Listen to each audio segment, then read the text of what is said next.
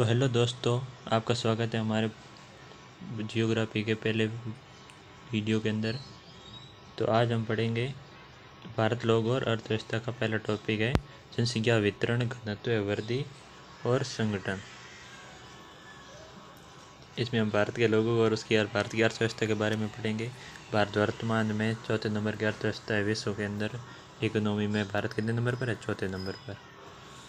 लोग किसी देश के अत्यंत महत्वपूर्ण घटक होते हैं। भारत अपनी 121 करोड़ की जनसंख्या के साथ, ये 2011 की जनगणना अनुसार है, 2021 की अभी तक नवीनता नहीं हुई है, लेकिन ये 140 करोड़ के पार कर चुकी है। चीन के बाद विश्व में दूसरा सघन बसाव देश है, लेकिन वर्तमान में ये प्रथम नंबर पर है। भारत की जनसंख्या विश्व में सर्वाधिक है। भारत की जनसंख्या उत्तर अमेरिका, दक्षिण अमेरिका और ऑस्ट्रेलिया को मिलाकर कुल जनसंख्या से भी अधिक है। प्राय यह तर्क दिया जाता है कि इतनी बड़ी जनसंख्या निश्चित तौर पर इसके सीमित संसाधनों पर दबाव डालती है और देश की अनेक सामाजिक आर्थिक समस्याओं के लिए उत्तरदायी है। यानी कि भारत विश्व के अंदर पूरी टॉप पर जनसंख्या है और उसके अंदर देश में अनेक सामाजिक कार्य और आर्थिक समस्याओं के लिए उत्तरदायी कारक में समस्या में उत्पन्न करने में जनसंख्या का सर्वाधिक प्रभावित करती है। इस अध्याय के अंदर हम जनसंख्या के वितरण, प्रतिरूप, घनत्व, वृद्धि, संगठन के बारे में पाठ बताएंगे। जनसंख्या आंकड़ों के स्रोत।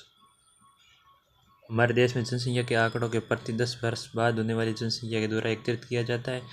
भारत में पहली जनगणना 1872 में हुई, किंतु पहली संपूर्ण जनगणना 1881 में हुई थी। पहली तो 1872 में, लेकिन वो संपूर्ण भारत की नहीं हुई थी, लेकिन संपूर्ण जनसंख्या 1881 के अंदर हुई थी। भारत में जनगणना कराने का कार्य अंग्रेजों ने शुरू किया था। जनसंख्या के स्थानिक वितरण के प्रतिरूपों का वर्णन करने का प्रयास कीजिए। ये स्पष्ट है कि भारत में जनसंख्या के वितरण को प्रतिरूप अत्यधिक असम है। देश में राज्यों और केंद्र शासित प्रदेशों की जनसंख्या प्रतिशत अंश दर्शाता है कि उत्तर प्रदेश की जनसंख्या सर्वाधिक है। इसके पश्चात महाराष्ट्र, बिहार और पश्चिम बंगाल का स्थान है।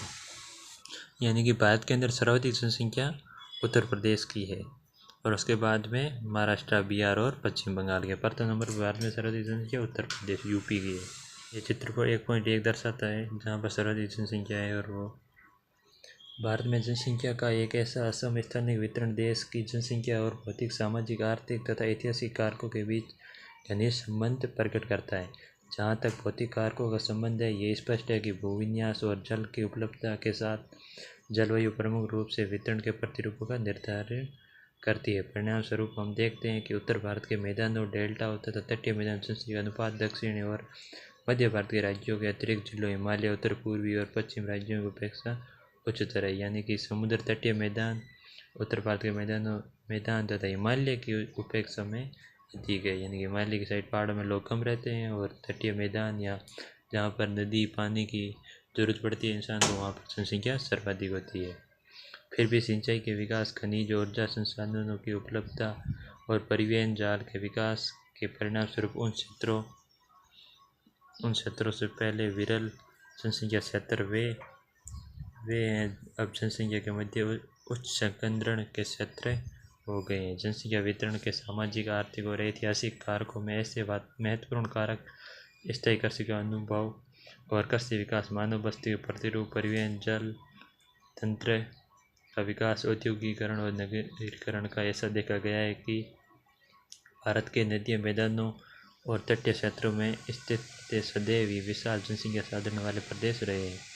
यद्यपि ईंधन और जल जैसे प्राकृतिक संसाधनों में उपयोग के कारण निम्नीकरण हुआ है, फिर भी मानव बस्ती का आरंभिक इतिहास और परिवहन जाल तंत्र के विकास के कारण जनसंख्या का साधन उच्च बना हुआ है। यानी कि जहाँ पर सर्वप्रथम लोग अधिक थे, वहाँ पर आज भी लोग जनसंख्या अधिक है।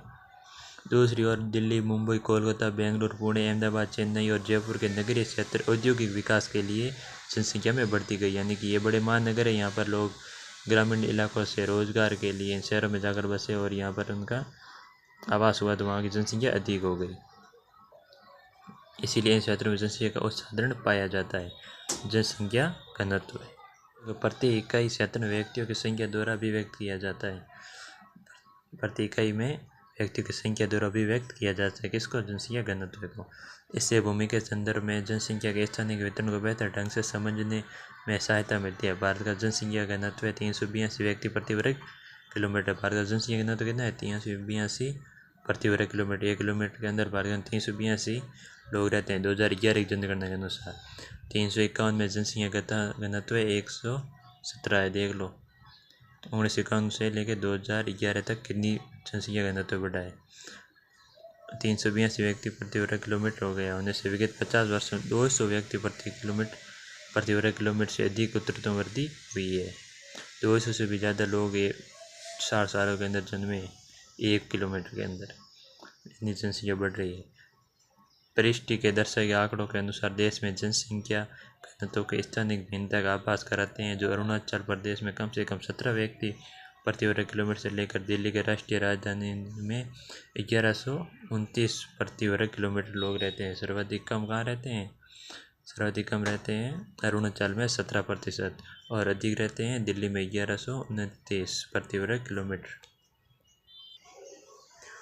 उत्तरी भारत के राज्य बिहार में 1102, पश्चिम बंगाल में 1029 तथा उत्तर प्रदेश में 1829 में जनसंख्या घनत्व उच्चतर है, जबकि प्रायद्वीपीय भारत के राज्यों में केरल में 1859, तमिलनाडु में 555 में उच्चतर घनत्व पाया जाता है। असम, गुजरात, आंध्र प्रदेश, हरियाणा, झारखंड, उड़ीसा के मध्य घनत्व पाया जाता है, यानी कि यहाँ पर निम्न सामान्य जन घनत्व पाया जाता है। हिमालय प्रदेश के पर्वतीय राज्यों और असम को छोड़कर भारत के उत्तरी पूर्वी राज्यों में अपेक्षाकृत निम्न घनत्व है, क्योंकि पहाड़ों में लोग कम रहना पसंद करते हैं। जबकि अंडमान निकोबार द्वीपों को छोड़कर केंद्र शासित प्रदेश में जनसंख्या उच्च घनत्व है। एक अंडमान में कम है, बाकी जहाँ केंद्र शासित प्रदेशों में अधिक है। नॉन शेड्यूल्ड स्टेट जनसंख्या घनत्व जैसा कि पहले के अनुच्छेदों में चर्चा की जा चुकी है कि एक असंशोधित माप है। कुल कर्षित भूमि पर जनसंख्या के दबाव के संदर्भ में मानव भूमि अनुपात के बेहतर परिज्ञान के लिए कायिक और कर्षीय घनत्व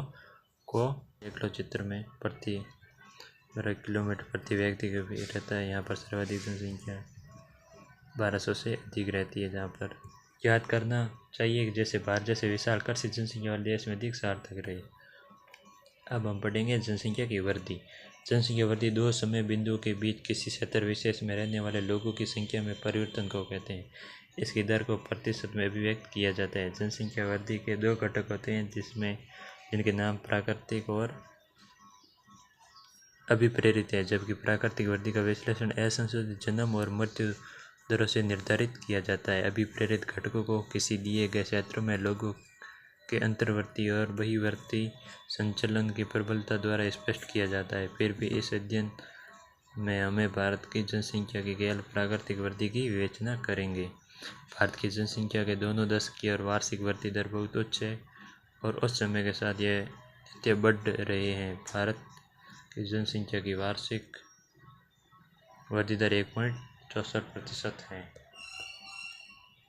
जनसंख्या के दोगुना होने का समय वर्तमान वार्षिक वृद्धि दर पर किसी भी जनसंख्या के दोगुना होने पर लगने वाला समय है। विगत एक शताब्दी में भारत में जनसंख्या की वृद्धि वार्षिक जन्म दर और मृत्यु दर तथा प्रवास की दर के कारण हुई है और इसीलिए यह वृद्धि विभिन्न प्रवृत्तियों को दर्शाती है। इस अवधि में वृद्धि की 4 सुस्पष्ट प्रस्थानों को पहचाना गया है। जनसंख्या वृद्धि से क्या आशय है?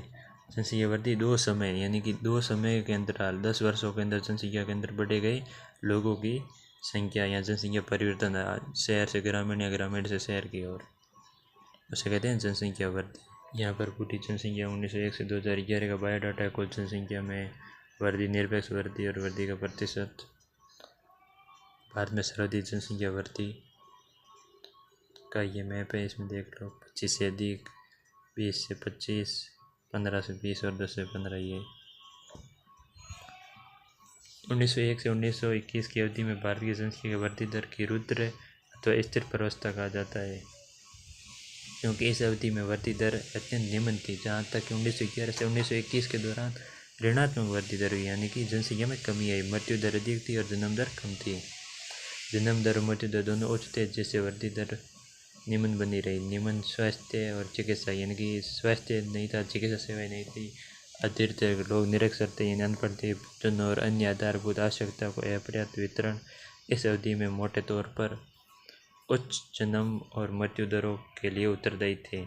खंड प्रस्ताव खंड ख, यानी कि 1921 से लेकर 51 तक के दशकों की जनसंख्या स्तर वृद्धि की अवधि के रूप में जाना जाता है। देश भर में स्वास्थ्य और स्वच्छता में व्यापक सुधार में ने मृत्यु दर को नीचे ला दिया। साथ ही साथ बेहतर परिवहन और संचार तंत्र से वितरण प्रणाली में सुधार हुआ। फलस्वरूप असंशोधित जन्म दर उच्च बनी रही, जिससे पिछली प्रवस्था की कुल तुलना में वृद्धि दर उच्चतम हुई और 1920 के दशक में महान आर्थिक मंदी और द्वितीय विश्व युद्ध की पृष्ठभूमि में यह वृद्धि प्रभावशाली थी।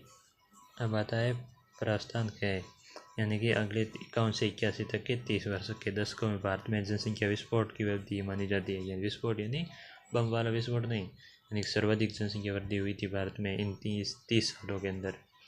ये देश में मृत्यु दर में तिरवास और जनसंख्या की उच्च प्रजनन दर के कारण हुआ। औसत वार्षिक वृद्धि दर 2.2% तक उच्च रही। स्वतंत्रता प्राप्ति के बाद यही अवधि जिसमें एक केंद्रीकृत नियोजन प्रक्रिया के माध्यम से विकासात्मक कार्यों को आरंभ किया गया। अर्थव्यवस्था में सुधरने लगी, जिससे अधिकांश लोगों के जीवन की दशाओं में सुधार आया। यानी कि अर्थव्यवस्था सुधरी स्वतंत्रता के बाद, तो लोगों के जीवन यापन में सुधार आया। परिणाम स्वरूप जनसंख्या की प्राकृतिक वृद्धि उच्च और वृद्धि दर उच्चतर हुई। इन सब के अतिरिक्त तिब्बतियों, बांग्लादेश और नेपालियों को देश में लाने वाले बढ़ते अंतर्राष्ट्रीय प्रवासों में यहाँ तक कि पाकिस्तान में आने वाले लोगों ने भी उच्च वृद्धि दर का योगदान रखा। 1981 के पश्चात वर्तमान तक देश की जनसंख्या की वृद्धि दर यद्यपि उच्च बनी रही, परंतु धीरे धीरे मंद गति से घटने लगी। ऐसी जनसंख्या वृद्धि के लिए असंशोधित जन्म दर की अधोमुखी प्रवृत्ति को उत्तरदायी माना जाता है। बदले में यह देश में विवाह के समय औसत आयु की वृद्धि, जीवन की गुणवत्ता इस रूप में स्त्री शिक्षा में सुधार में प्रभावित हुई। देश में जनसंख्या की वृद्धि दर अभी भी उच्च है और विश्व विकास रिपोर्ट द्वारा यह प्रस्तावित किया गया कि 2025 ईस्वी तक भारत की जनसंख्या 135 करोड़ की गई थी, लेकिन वर्तमान में 140 करोड़ से भी आगे निकली गई है। अब तक किया गया विश्लेषण औसत वृद्धि दर को दर्शाता है, किंतु देश में एक क्षेत्र के दूसरे क्षेत्र में वृद्धि दर की विस्तृत विभिन्नता पाई जाती है। वृद्धि में क्षेत्रीय भिन्नता 1991 से 2001 के दौरान भारत के राज्यों और केंद्र शासित प्रदेश में जनसंख्या की वृद्धि दर सुस्पष्ट प्रतिरूप दर्शाती है। केरल, कर्नाटक, तमिलनाडु, आंध्र प्रदेश, उड़ीसा, पुडुचेरी और गोवा जैसे राज्यों में निम्न वृद्धि दर पाई जाती है, जो दशक में 20% से भी अधिक नहीं हुई। केरल में 9.4 में न केवल इस वर्ग के राज्यों के बल्कि पूरे देश में निम्नतम वृद्धि दर दर्ज की गई। देश के